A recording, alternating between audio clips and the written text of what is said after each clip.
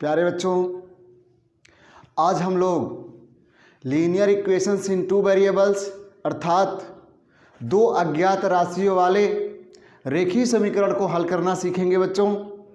और दो अज्ञात राशियों वाले अर्थात दो चर वाले जो समीकरण होते हैं वो जोड़े में दिए जाते हैं, पेयर्स में दिए जाते हैं। तो जब ये पेयर्स में होते हैं इक्वेशंस एक साथ, उनको हम युगपत समीकरण कहते हैं, क्योंकि युग्म का मतलब जोड़ा होता है। अब ये युगपत समीकरण का मतलब पेयर ऑफ इक्वेशंस और सिस्टम ऑफ लीनियर इक्वेशंस के नाम से जाने जाते हैं। आइए हम लोग इनको हल करने की एक बहुत ही महत्वपूर्ण विधि है विलोपन विधि, जिसे हम एलिमिनेशन मेथड कहते हैं, इसके बारे में स्टडी करते हैं।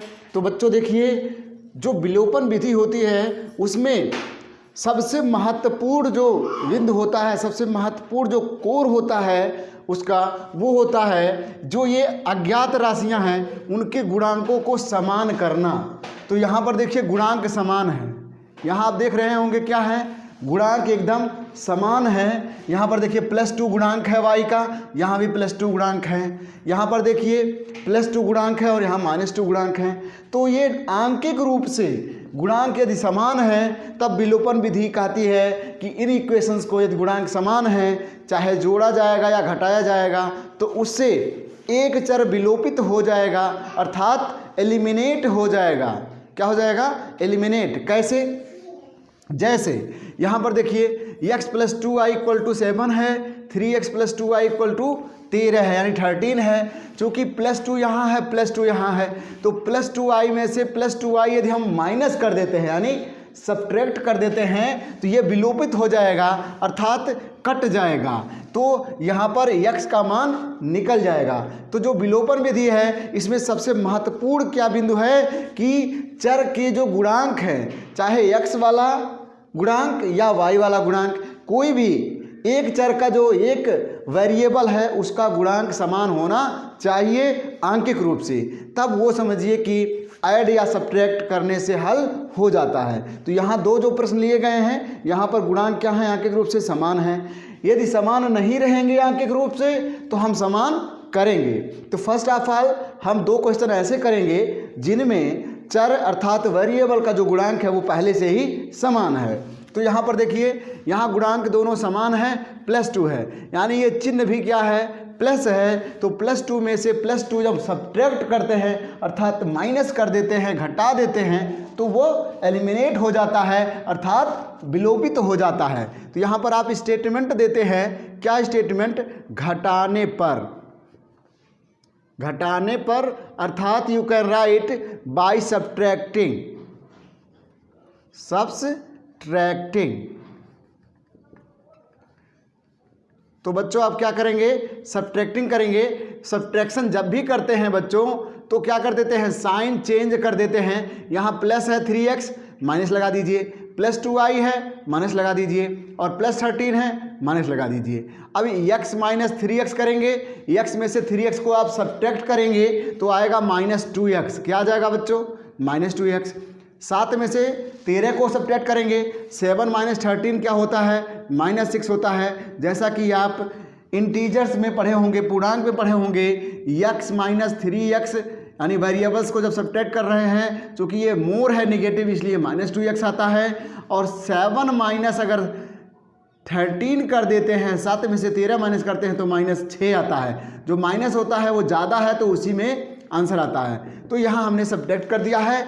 अब यहाँ देखिए -2x का मतलब है -2 × x = -6 है। अब हम इसे पक्षांतर करेंगे, -2 को उस साइड ले जाएंगे, यहाँ मल्टीप्लाइड है, यहाँ डिवाइड हो जाएगा यानी भाग हो जाएगा। तो जैसे ही -6 को -2 से डिवाइड करेंगे, माइनस कैंसिल होगा और 2 का टेबल पढ़ेंगे तो 3 टाइम जाएगा अर्थात x का मान निकल के आ जाएगा 3। तो x का मान निकल गया। अब जो मान x का निकल गया है इसकी वैल्यू चाहे फर्स्ट इक्वेशन में या सेकंड इक्वेशन में रखना होता है, सब्स्टिट्यूट करना होता है। तो पुट कर दीजिए, पुट x = 3 इन फर्स्ट।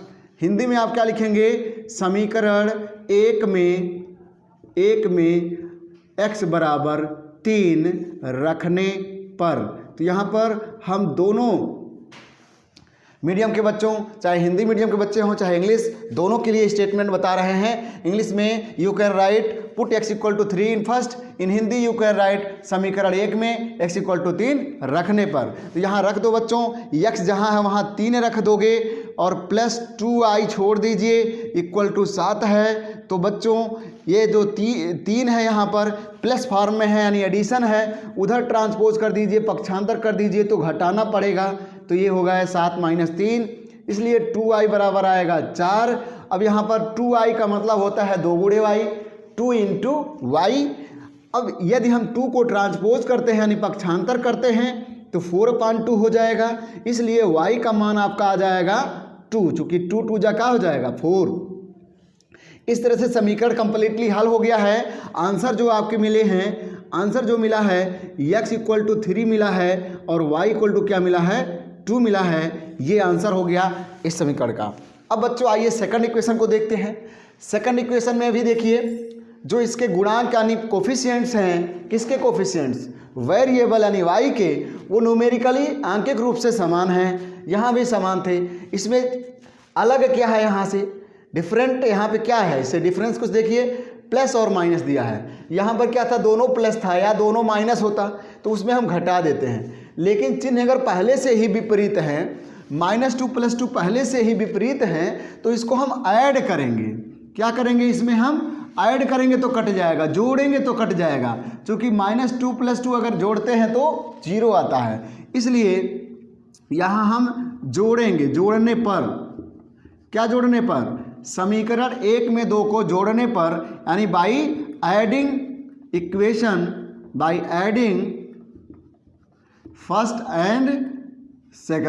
और सेकंड को जैसे ही ऐड कर रहे हो बच्चों ये कट जाएगा। यहाँ ऐड कर रहे हैं तो साइन चेंज करने की ज़रूरत होती भी नहीं है, सीधे ये कट गया। x और 3x को जब ऐड करते हो तो क्या मिल जाता है, 4x मिल जाएगा लेफ्ट साइड में यानी बाएं पक्ष में। दाएं पक्ष में यहाँ पर जब हम लोग 7 और 5 को ऐड करेंगे तो क्या हो जाएगा, 12 हो जाएगा। अब ये 4x इक्वल टू 12 रिजल्ट हो गया। यहाँ पर विलोपित क्या हो गया, एलिमिनेशन किसका हुआ है, y का। यहाँ एलिमिनेशन किसका हुआ, y का। जिसका कोफिशिएंट इक्वल होगा वही विलोपित हो जाता है। तो यहाँ पर x बराबर अगर निकालना चाह रहे हैं, 4 को ट्रांसपोज करेंगे यानी पक्षांतर करेंगे, यहाँ मल्टीप्लाई है उधर जाके डिवाइड कर दीजिए, तो यहाँ डिवाइड कर दीजिए, भाग दे दीजिए 4 से, तो x का मान कितना आ जाएगा, 3 आ जाएगा। पुनः x का मान आ गया है। तो ठीक जब x का मान या y का मान मिल जाता है तो उसको किसी इक्वेशन में रख दिया जाता है तो दूसरा मान भी निकल जाता है। तो यूजिंग दिस यानी इसका प्रयोग किया जाए, using this value in first यानी समीकरण 1 में मान रखने पर, समीकरण 1 में मान रखने पर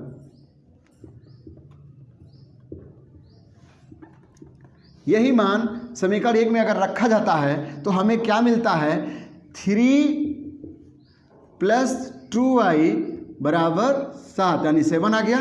3 प्लस है यहाँ पे तो इसको अगर ट्रांसपोज करते हैं तो 7 - 3 हो जाएगा। 2i इक्वल टू पुनः 4 आ जाएगा। y इक्वल टू पुनः जैसे यहाँ हुआ था 4/2 करेंगे तो y का मान क्या आ जाएगा, 2 आ जाएगा। अब हमें पुनः देखो बच्चों सॉल्यूशन मिल गया है, x इक्वल टू 3 मिल गया है और y इक्वल टू क्या मिल गया है, 2 मिल गया है। इस तरह से ये भी समीकरण एकदम फटाफट हल हो जाता है। तो बच्चों ये बहुत ही इजी होता है विलोपन विधि। इसमें मेन शर्त होती है कि जो वेरिएबल्स होते हैं यानी x y होते हैं उसमें आइदर x या y किसी का जो कोफिशिएंट है वो सेम होना चाहिए। यदि सेम नहीं है तो इसे हमको सेम करना पड़ता है। तो आइए हम अगले प्रश्न में देखते हैं कि कोफिशिएंट सेम नहीं होते हैं तब हम कैसे उसे सॉल्व करते हैं। ये हम क्वेश्चन 3 को देखते हैं। इसमें x और y के कोफिशिएंट्स बराबर नहीं हैं और विलोपन विधि में x या y का कोफिशिएंट बराबर करना ही महत्वपूर्ण कड़ी होता है। तो वो मेन टॉपिक यहाँ पर देखिए आ चुका है जहाँ पर कोफिशिएंट्स बराबर नहीं हैं, सेम नहीं है। 2x + 3y = 12, 3x - 2y = 5। ये दो इक्वेशंस हैं, दोनों क्या हैं, सिस्टम ऑफ इक्वेशंस हैं। इनका हल करने के लिए हमको क्या करना पड़ेगा, आइदर x या y का कोफिशिएंट बराबर करना होगा। चाहे आप x वाला इक्वल कर दीजिए कोफिशिएंट, चाहे y का जो गुणांक है उसे बराबर कर दीजिए। तो बच्चों इसमें करना क्या है, हम यहाँ y के गुणांक को बराबर करना चाहते हैं तो y के गुणांकों को बराबर करने के लिए यहाँ जो गुणांक है उसका दूसरे इक्वेशन में मल्टीप्लाई कर देते हैं और दूसरे में जो गुणांक है उसका पहले में गुणा कर देते हैं, अर्थात मल्टीप्लाई कर देते हैं। तो उसे हम गुणांकों को बराबर करने के लिए करेंगे। तो करेंगे क्या, समीकरण एक में किससे मल्टीप्लाई कर देंगे हम, 2 से, और इसमें 3 से मल्टीप्लाई कर देंगे। समीकरण 1 में 2 से और समीकरण 2 में 3 से गुणा किया जाए, मल्टीप्लाई किया जाए।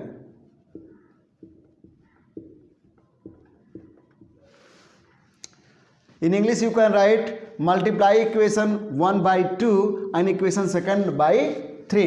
We get, हम मल्टीप्लाई करेंगे तो होल इक्वेशन में मल्टीप्लाई करेंगे, तो इस पूरे के पूरे इक्वेशन में आपको मल्टीप्लाई करना है।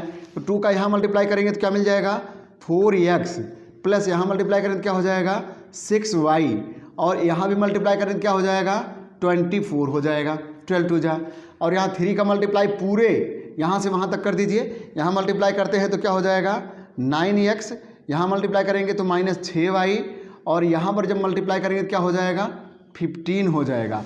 अब आप देख पा रहे होंगे जैसे क्वेश्चन 1 और 2 था उसमें इक्वल है कोफिशिएंट, यहाँ इक्वल हो चुका है। और विलोपन विधि अर्थात एलिमिनेशन मेथड में मेन यहाँ पर जो कोर होता है कोफिशिएंट्स को इक्वल ही करना होता है। तो इक्वल हमने कर लिया है। अब ये हमारा फर्स्ट का नया है इक्वेशन और सेकंड का ये नया इक्वेशन है। अब जब बराबर हो गया तो देख रहे हैं यहाँ पर विपरीत साइन है, जो चिन्ह है वो क्या है, विपरीत है, यानी एक प्लस है और दूसरा माइनस है। जब ऐसा होता है तो हम क्या कर देते हैं, ऐडिंग कर देते हैं, जोड़ने पर अर्थात बाई एडिंग हमको क्या मिलता है, 6y में -6y ऐड करते हैं तो 0 हो जाता है, कट जाता है। 4x और 9x अगर ऐड कर देते हैं तो 4 9 13 यानी 13x आ जाता है। इक्वल टू इधर जैसे ही ऐड करते हैं आप 39 हो जाएगा, 24 और 15 39 हो जाएगा। फिर यहाँ पर x इक्वल टू 13 यहाँ मल्टीप्लाई है, उधर ले जाएंगे डिवाइड हो जाएगा तो 39/13 है, और 13 का टेबल पढ़ेंगे तो कितनी बार जाएगा, 3 बार आएगा। तो x बराबर 3 हमको मिल गया है। अब इसको हम चाहे इक्वेशन 1 में रख देंगे या 2 में रख देंगे। तो यह मान समीकरण 1 में रखने पर या you can write using x equal to 3 in equation first we get 2 into x equal to 3 plus 3y equal to 12 हो गया बच्चों। यहाँ पर देखिए 6 प्लस 3y इक्वल टू 12 है, इसलिए 3y इक्वल टू हो जाएगा 12 माइनस 6 इक्वल टू 6 हो जाएगा। अब हमको क्या निकालना है, y का मान। तो आप देख रहे होंगे कि y इक्वल टू अगर यहाँ पर करना होगा, क्योंकि ये 3 इंटू वाई है तो y इक्वल टू क्या हो जाएगा 6 डिवाइड बाई 3, इसलिए y इक्वल टू क्या आ जाएगा 2 आ जाएगा। अब देखिए यहाँ हमको y का मान मिल गया, तो x equal to 3 and y equal to 2, इसका क्या हो गया, सॉल्यूशन हो गया, हल हो गया, आंसर हो गया। अब सेम इसी पैटर्न पर क्वेश्चन नंबर 4 है बच्चों। यहाँ पर देखिए कोफिशिएंट्स इक्वल नहीं है, यहाँ पर कोफिशिएंट 1 2 है, यहाँ पर 3 और 5 है। अब यहाँ पर आपको हल करना है तो चाहे x का कोफिशिएंट इक्वल कर लें या y का कोफिशिएंट इक्वल करेंगे तो इस नंबर को इंटरचेंज करके मल्टीप्लाई कर देंगे, यानी बदल करके मल्टीप्लाई कर देंगे। x वाला इक्वल करना चाहते हैं तो x वाले को बदल के मल्टीप्लाई कर देंगे। तो हम यहाँ पर क्या कर रहे हैं, गुणांकों को समान करने के लिए हम y का अगर गुणांक हम सेम करना चाहते हैं तो हम क्या करेंगे, इसमें 3 से मल्टीप्लाई कर देंगे, इसको यहाँ मल्टीप्लाई कर देंगे, और ये जो 5 है इसको हम यहाँ मल्टीप्लाई कर देंगे, तो ये गुणांक जो है y के इक्वल हो जाएंगे। तो इन इंग्लिश स्टेटमेंट हमको अगर लिखना है तो होगा multiplying equation first by 5 and equation second by 3।